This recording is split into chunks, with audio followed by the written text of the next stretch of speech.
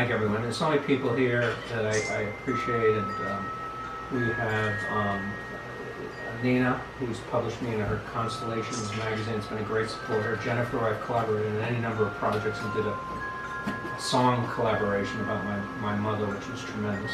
You should see it on CD Baby. Lo, we published a book and we've done things together over the years. Gloria, of course. Dan, a new friend from the New York Quarterly, who I just interviewed, and he was very pleased.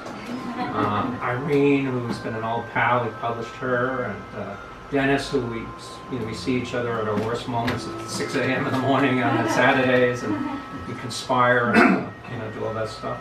Diane, my wife, who's been supportive of me all these years.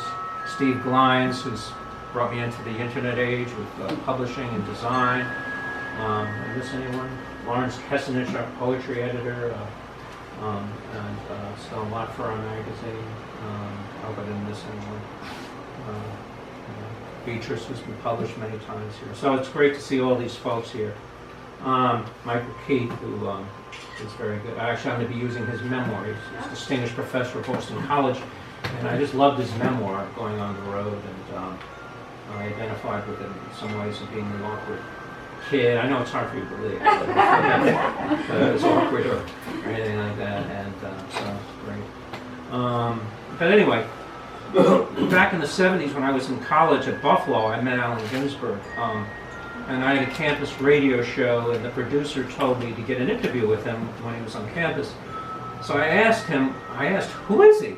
And to me, it looked like an old Jewish uncle who needed a haircut. But the producer said, he is a prophet. So this apple-cheeked, impossibly wholesome young kid, like me, approached Ginsberg, who was surrounded by a lot of scruffy, world-weary poets, and said, Mr. Ginsberg, my name is Doug Holder. I'd like to interview you. Well, the crowd around him laughed, but Ginsberg politely said, I have a party to go to, otherwise I would be glad to come on.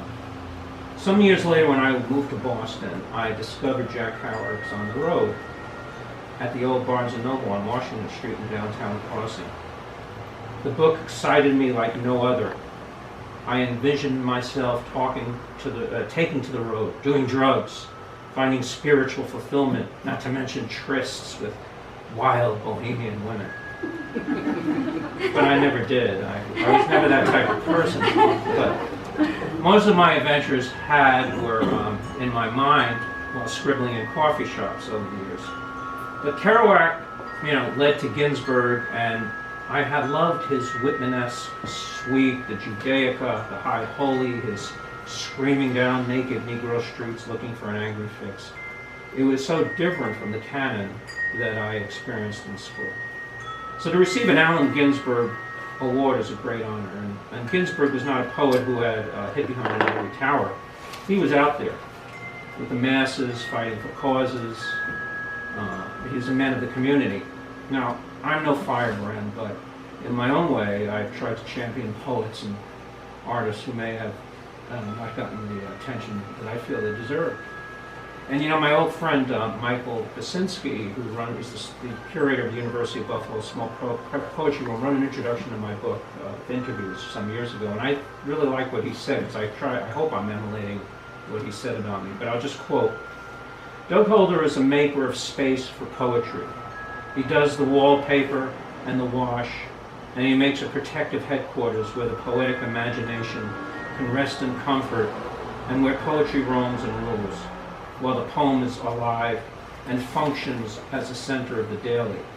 Doug Holder keeps company. Holder holds it together. Doug Holder, a culture worker, must be labeled steward. If it were not for the likes of Doug Holder, we would be alone. And I hope I do that, and I hope that I thought Mike, captured what I try to do. So that was, I think, a really beautiful statement from him. But I'm truly honored, and it's just a wonderful thing to receive this award, and I want to thank Robin and everyone so much for it. Thank you.